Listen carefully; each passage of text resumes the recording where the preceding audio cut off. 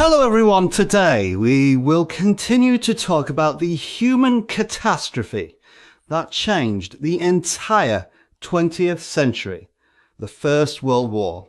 In the previous issue, we mentioned that in 1917, Russia experienced the October Revolution and withdrew from the war.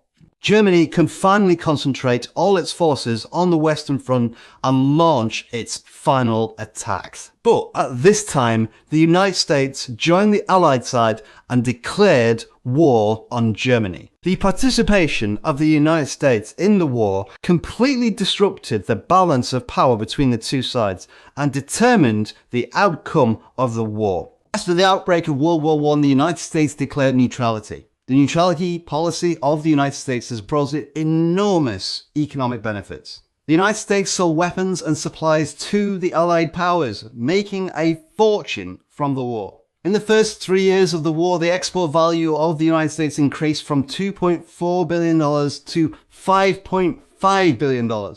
However, the neutrality of the United States is not true neutrality. Due to Britain's control over the sea, the trade between the United States and the Allied powers far exceeded that with the Allies.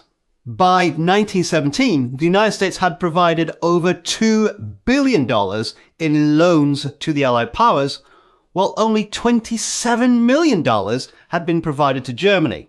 Therefore, the economic interests of the United States have been closely linked to those of the Allied powers.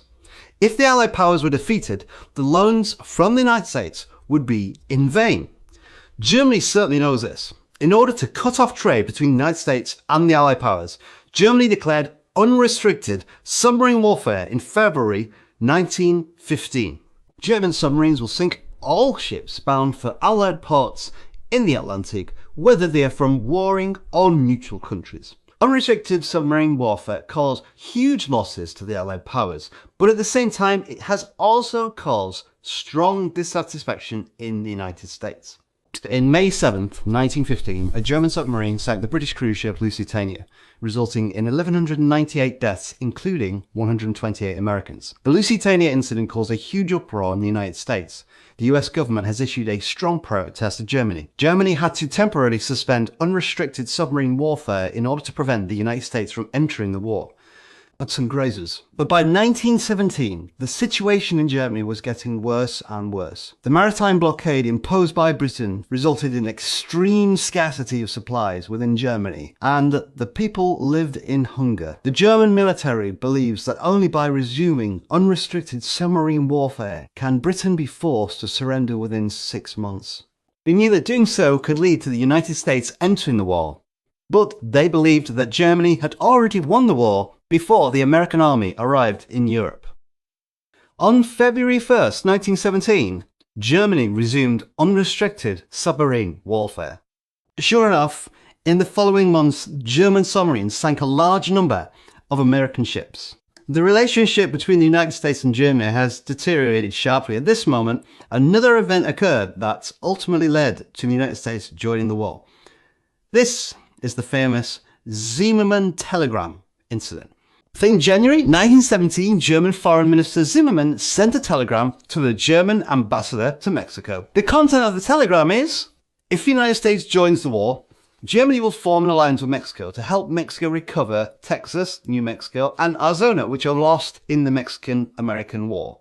This telegram was intercepted by British intelligence and handed over to the US government. The US government released this telegram, which angered the American people. On April 6, 1917, the United States officially declared war on Germany. The participation of the United States in the war brought great hope to the Allied powers.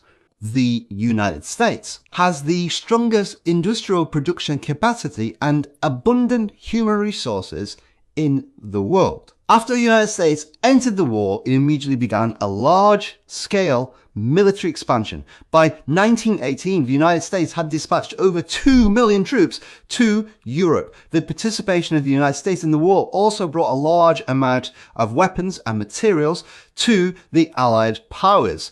Engine factories produced day and night, providing a continuous supply to the Allied powers. Germany's hopes have been shattered. They originally thought that they could defeat the Anglo-French coalition before the American army arrived in Europe, but they were wrong. Unrestricted submarine warfare did not force Britain to surrender, but instead dragged the United States into the war. In the second half of 1917, the German army launched several attacks on the Western Front, but none of them achieved a decisive victory. Both sides are waiting for the decisive battle in 1918. Germany knows that they must defeat the Anglo-French coalition before all American troops arrive in Europe, otherwise they have no hope of winning. All the troops on the Eastern Front have been transferred to the Western Front.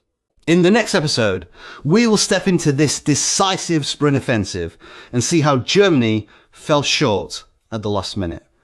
Coming soon.